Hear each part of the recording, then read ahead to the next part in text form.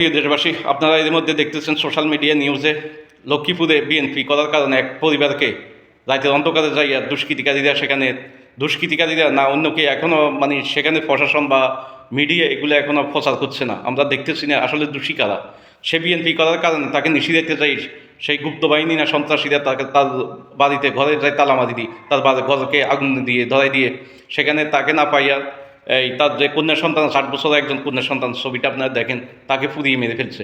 আরও তার 2টি কন্যা সন্তান তাদেরকেও ফুরিয়ে, তাদের অবস্থা এখন খুবই জটিল, তাদেরকে নিয়ে গেছে ঢাকায় হাসপাতালে।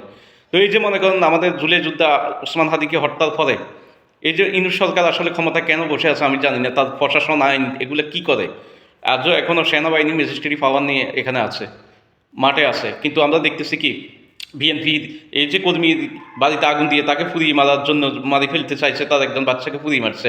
আজ পর্যন্ত আমরা দেখছি না যে কোনো মানে জাতীয় টিভিতে বা জাতীয়ভাবে ইয়েভাবে এই ডক্টর মোহাম্মদ ইউনূস তিনি বিবৃতি দিতেছেন, তিনি সেগুলো বলতেছেন, আমরা এগুলো দেখি না। আমরা দেখতেছি কি বিএনপি যদি একটি লোককে গুলি করিয়ে মেরে ফেলে, এর আগে আমরা দেখছি ঢাকা বিশ্ববিদ্যালয়ের 2জন ছাত্র দলের নেতাকে মারি ফেলছে। এগুলো কই এখন আর কোনো খোঁজ খবর নাই।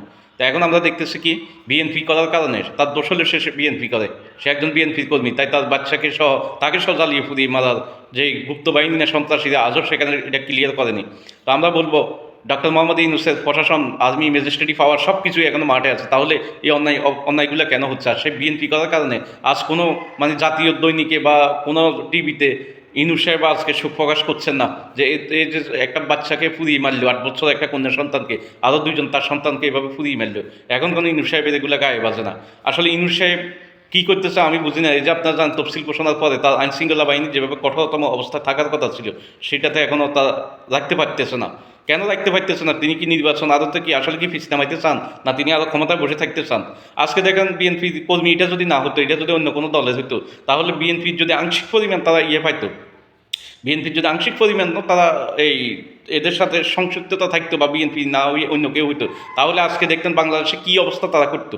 কিন্তু আজকে তাদের এই যে বিএনপির একটি পরিবারকে জ্বালিয়ে এভাবে ফুরিয়ে মেরে ফেলতেছে বা মেরে ফেললো, আজকে এটা নিয়ে কোনো আমাদের সরকারের কোনো বিবৃতি নেই, কোনো কিছু নেই। কারণ তার অপরাধ দিলে সে বিএনপি করে, সে বিএনপি করার কারণে তাকে আজকে কোনো এগুলো নেই। আজকে ওই যে একটু যে কথা বললাম, যদি বিএনপির আংশিক যদি অন্য কারো ক্ষতি হইতো, তাহলে বলতো যে বিএনপির নেতাকর্মীরা এটা করতেছে ওটা করতেছে, জ্বালিয়ে ফুরিয়ে শেষ করে ফেলতেছে।